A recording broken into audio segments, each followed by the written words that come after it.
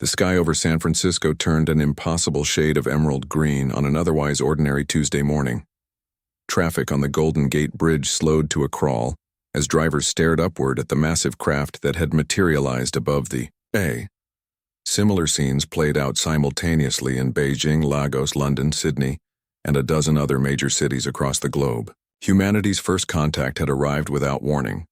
Captain Elena Reyes stood on the roof of the United Earth Diplomatic Corps headquarters, the wind whipping her dark hair across her face as she watched the alien vessel hovering silently over the city. At 38, she had dedicated her life to the UEDC, helping to maintain the fragile global peace that Earth had achieved just 15 years earlier, after centuries of conflict. "Impressive entrance," commented Dr. Marcus Chen, appearing beside her. The xenoanthropologist adjusted his glasses, his eyes never leaving the ship. Though showing up unannounced at multiple population centers simultaneously could be interpreted as intimidation, Elena nodded. That's exactly what it is. A show of force disguised as a greeting. The ship's design defied Earth architecture, all sweeping curves and materials that seemed to absorb rather than reflect light. It remained motionless, making no attempt to communicate for nearly 3 hours. When the message finally came, it broadcast simultaneously through every electronic device on the planet. "People of Earth." The voice was oddly melodic, speaking perfect English with an accent impossible to place. "We are the Galactic Concordat, an alliance of 17 spacefaring civilizations. Your world has been observed since you first split the atom. The time has come for formal contact and invitation." Within 24 hours, Elena found herself part of Earth's hastily assembled first contact team. The aliens had requested a meeting on neutral ground, a platform they constructed in Earth's orbit. The team departed from Kennedy Space Center, aboard an alien shuttle, a journey that should have taken hours compressed into minutes through technology centuries beyond human understanding. The alien delegation awaited them in a chamber that seemed designed to accommodate multiple species. The lead representative introduced itself as Ambassador Threll, a tall, slender being with pearlescent skin and eyes that caught the light like polished obsidian. "We welcome Earth to the greater community of worlds," Threll said, gesturing with long, six-fingered hands. "Your species has much to offer the Concordat." For 3 days, the discussions continued. The Concordat offered technology, medicine, and access to resources across dozens of star systems. In exchange, they requested Earth's participation in what they called mutual defense obligations. On the final day, Threll revealed the truth. The Concordat faces an existential threat from entities we call the Voidborn, beings from the dark spaces between galaxies. For 2 centuries, we have fought to keep them from consuming civilized worlds. All member species contribute to this defense. Earth would be expected to provide combat forces proportional to your population. Elena exchanged glances with the Secretary General beside her. "How many soldiers would be required?" she asked carefully.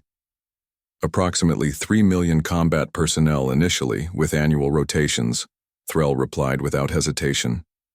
"Your species has demonstrated remarkable aptitude for warfare throughout your history. This natural talent would be valuable to our combined forces." The Earth delegation requested time to consider. Back on the planet, leaders debated furiously. Some nations immediately pushed for acceptance, eager for advanced technology. Others urged caution, suspicious of the Concordat's true motives. Dr. Chen, who had been granted permission to study Concordat cultural archives during the meeting, approached Elena at her office 2 days later. "Something doesn't add up," he said, spreading data tablets across her desk. "I've been analyzing their historical records. The timeline of the Voidborn conflict contains inconsistencies. Different species joined the Concordat under similar circumstances. All approached when they achieved global peace or stability." Elena frowned.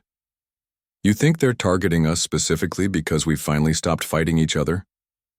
"I think," Chen said carefully, "they may be more interested in our capacity for warfare than our capacity for peace." When Earth's leaders reconvened, they reached a decision that surprised even Elena. Earth would join the Concordat as a non-combatant member, offering medical support, humanitarian aid, and peacekeeping expertise, but would not send forces to fight in the Voidborn War. Ambassador Threll's reaction was immediate and unsettling. The alien skin darkened from pearlescent to slate gray.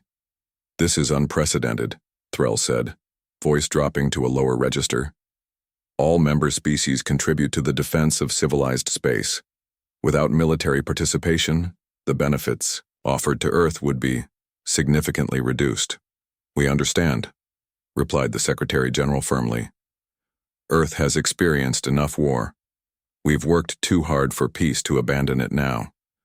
But we still wish to join the galactic community and contribute in ways consistent with our principles." After tense negotiations, a compromise was reached. Earth would receive limited technological assistance and join the Concordat as a provisional member, providing medical corps and humanitarian aid to war-affected regions. The arrangement was formalized in what became known as the Terra Accord. For the first year, the relationship proceeded smoothly. Earth established medical facilities on 3 Concordat worlds, and human doctors gained renown for their innovative approaches to treating battlefield injuries. Trade routes opened, and Earth's economy boomed with the introduction of limited alien technology. Then came the first incident. A medical station in the Centauri system, staffed primarily by humans, was destroyed in what the Concordat described as a Voidborn attack. 300 Earth personnel died. When Elena, now promoted to Earth's ambassador to the Concordat, requested investigation data, she received only redacted reports. Dr. Chen, who had been establishing a cultural exchange program, brought her disturbing news. "My contacts in the Noric species have been hinting that the attack wasn't what it seemed. They suggested it might have been orchestrated by hardline elements within the Concordat military." 2 months later, another accident claimed a transport, ship carrying Earth humanitarian workers. Then another. Each incident was followed by the same message from Concordat leadership. These tragedies could be prevented if Earth would simply contribute combat forces like every other member species. At a tense meeting of the Concordat Assembly, Elena confronted Ambassador Threll. "These attacks on our people must stop. Earth remains committed to peace, but we will protect our citizens." Threll's obsidian eyes revealed nothing. "The galaxy is a dangerous place, Ambassador Reyes. The Concordat cannot guarantee the safety of those who do not fully contribute to collective security." That evening, Elena met secretly with representatives from 3 of the smaller Concordat species. In a secured room shielded from surveillance, the aliens revealed what they had long suspected. "The Voidborn threat is exaggerated," whispered Kellen, a reptilian diplomat from the Norics. "Yes, they exist, but the Concordat's ruling species use them to maintain control over the rest of us. They demand our soldiers, our resources, while they direct the war for their benefit." "Why tell me this?" Elena asked. "Because Earth is the first to openly refuse combat forces. You've shown that another path is possible. Many of us wish to follow your example, but we fear reprisal." Back on Earth, Colonel Jahan Nuri, former commander of the now disbanded African peacekeeping force, monitored the increasing accidents with growing concern. Though Earth had maintained global peace for nearly 2 decades, the military infrastructure had been repurposed rather than dismantled. Peacekeeping forces still trained, though they hadn't fired weapons in anger for years. "We need to prepare," he told the United Earth Security Council. "These incidents are not random, they're escalating." While the council debated, Dr. Chen made another discovery that sent him racing to Elena's office at the UEDC headquarters. "I've been analyzing communications between Concordat military vessels," he explained breathlessly. "One of my linguistic students found a pattern, coded messages about something called Operation Terra Compliance. Elena, they're planning a military action against Earth." Elena immediately called an emergency session with Earth's leadership. As the meeting convened, reports flooded in from Earth's orbital monitoring stations. Multiple Concordat vessels had entered the solar system without authorization, their weapons systems active. The Secretary General's face was grim on the view screen. "Ambassador Reyes, we've just received a message from the Concordat High Command. Either Earth commits 1 million soldiers to the Voidborn front immediately, or they will ensure our compliance through direct intervention. The room fell silent as the implications sank in. Finally, Elena spoke, her voice steady despite her racing heart. We will not be coerced into abandoning our principles. If the Concordat chooses aggression, they will discover that Earth's peace was a choice, not an inability to defend ourselves. As she finished speaking, the emerald light of Concordat ships filled the skies once more. But this time they came not in peace, but with weapons primed. Earth, which had chosen peace for nearly 2 decades, now faced a war it had tried desperately to avoid. On the other side of the planet, Colonel Nuri watched the same emerald glow spreading across the night sky. He reached for a communication device that hadn't been used in 15 years. "Activate Protocol Heimdall," he said grimly. "Earth will need its defenders once more." The first wave of Concordat forces struck Earth's major cities with surgical precision. Their energy weapons carved through buildings and infrastructure designed for peace, not war. They expected minimal resistance from a planet that had abandoned warfare. They were wrong. Colonel Jahan Nuri stood in the underground command center, beneath the ruins of what had once been Geneva. Screens around him showed battlefronts across the globe. For 15 years, he had maintained Protocol Heimdall in secret, a contingency plan should Earth ever face extraterrestrial hostility. While the world celebrated peace, a select group of military strategists had studied potential alien warfare tactics, developing countermeasures that now kept humanity from immediate defeat. "They're establishing forward bases in these locations," Nuri said, highlighting 20 points on the global map. At 52, his face was weathered, salt and pepper hair cropped short, eyes sharp with decades of tactical experience. They expected to overwhelm us in the first assault. When that failed, they shifted to occupation strategy. Elena Reyes watched the screens, still processing the transformation of her role from diplomat to resistance leader in less than 48 hours. "They're using standard Concordat military doctrine," she noted, "the same patterns they use against the Voidborn." "Which means they're predictable," Nuri replied. "They've fought the same enemy using the same tactics for centuries. They've forgotten how to adapt." Earth's resistance had emerged with astonishing speed, drawing on the organizational structure of the former peacekeeping forces. What the Concordat had failed to understand was that Earth's peace hadn't erased its capacity for warfare. It had transformed it. The global cooperation that maintained peace now coordinated a worldwide resistance. Dr. Marcus Chen entered the command center, tablet in hand. For 6 days, he had been working with a team analyzing captured Concordat technology. "We've cracked their battlefield communications," he announced, "and I found something you need to see." He transferred data to the main screen. Internal. Concordat military communications that confirmed what they had suspected. The Voidborn threat was real but vastly exaggerated. The ruling species of the Concordat, particularly Threll's people, had manipulated the conflict for centuries to maintain military control over member worlds. "There's more," Chen continued. "Operation Terra Compliance isn't just about forcing us to provide troops. Earth is an experiment. They want to see how quickly a peaceful world can be returned to a war footing. If they can break us, they'll use the same tactics on other worlds that question Concordat authority." Elena's expression hardened. "Then we'll have to disappoint them." The resistance adapted with a speed that astonished the invaders. Humans had millennia of warfare experience encoded in their history and literature. When high-tech solutions failed, they turned to tactics that predated electronics. When Concordat forces deployed sensors that detected energy weapons, resistance, fighters used compound bows and crossbows. When alien scanners sought metallic explosives, humans created ceramic alternatives. In Berlin, resistance fighters used a medieval trebuchet to launch EMP devices over Concordat shields. In Nairobi, they modified ancient irrigation systems to flood alien encampments. In Sao Paulo, they employed urban guerrilla tactics developed centuries earlier, forcing the invaders to fight in narrow streets where their advanced weapons caused as much problem as advantage. 2 months into the invasion, Colonel Nuri briefed a council of regional resistance leaders via secure communication. The aliens are struggling with our unpredictability, he explained. Their military doctrine is designed for set-piece battles against a known enemy. They don't know how to fight an entire planet of improvisers. A resistance leader from Tokyo spoke up. Their technology remains superior. We can delay, but can we win? Technology isn't everything, Nuri replied. History is filled with technologically superior forces defeated by adaptable opponents. The Concordat has forgotten something crucial about humans.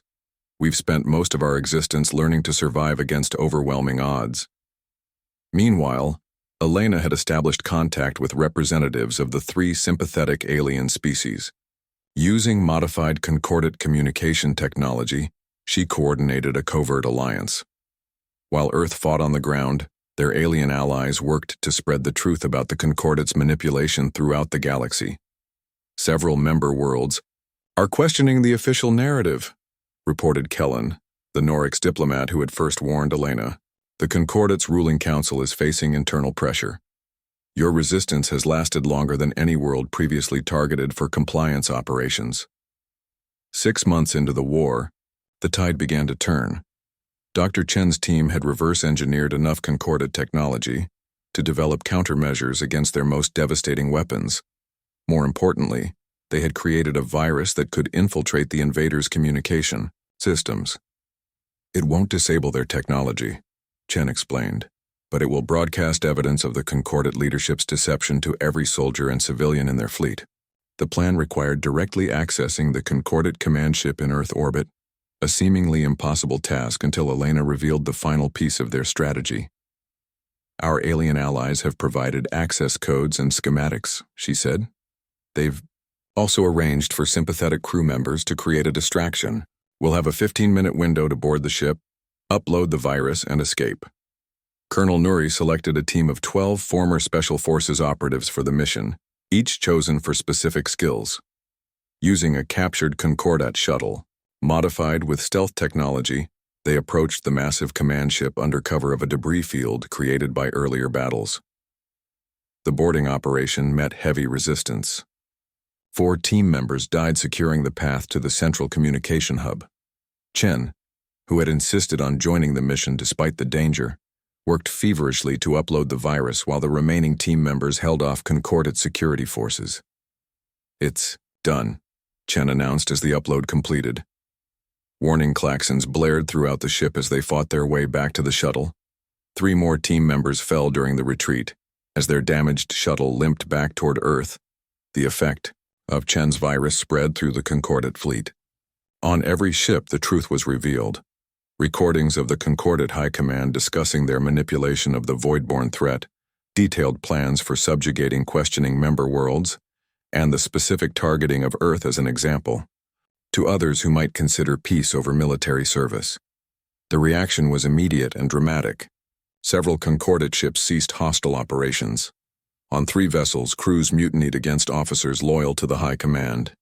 The invasion force, already struggling against Earth's resistance, fell into disarray. On the surface, humans pressed their advantage. Forces led by Colonel Nuri attacked Concordat strongholds worldwide, now aided by defecting alien soldiers who had learned the truth about the war they had been fighting. Ambassador Threll, facing collapse of both the invasion and potentially the Concordat itself, requested emergency negotiations. Under heavy guard, Elena met with Threll in the ruins of the United Earth Diplomatic Corps headquarters, the same building where she had watched the first ships arrive. "You've caused incalculable damage," Threll said, obsidian eyes reflecting, the fires still burning in the distance. "Centuries of order disrupted by your stubbornness."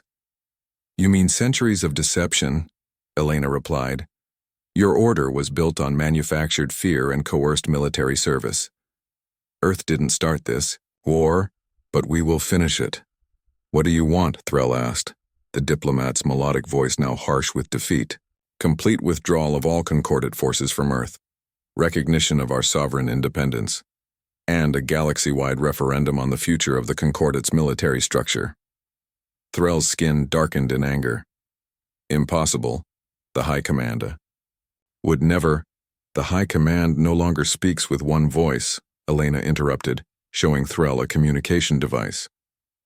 On the screen, 6 of the 17 concordate species had formed a new coalition, pledging to reform the corrupted institution. Your choices are negotiation now, or trial before a reformed concordate later. 2 weeks later, the last concordate warships departed Earth's atmosphere. The planet had suffered, millions dead, great cities damaged, ecosystems disrupted by alien weapons. But humanity had survived, its hard-won peace temporarily sacrificed to protect its fundamental values. In the rebuilt United Earth Council chamber, Colonel Nuri addressed the assembled leaders. We fought not because we wanted to, but because we had to. Now we must remember why we chose peace in the first place, he said. The challenge before us is to rebuild without becoming what we fought against. Dr. Chen, his arm still in a sling from injuries sustained during the mission, presented his findings to the council. The Concordate's technology offers us the opportunity to repair much of the damage. More importantly, we've gained allies among the stars, species who, like us, believe there must be better ways to resolve conflicts than perpetual warfare. Elena, newly appointed as Earth's representative to the reformed Galactic Council that was replacing the Concordate, delivered the final address. Earth refused to fight the galaxy's war because we believed peace was worth preserving.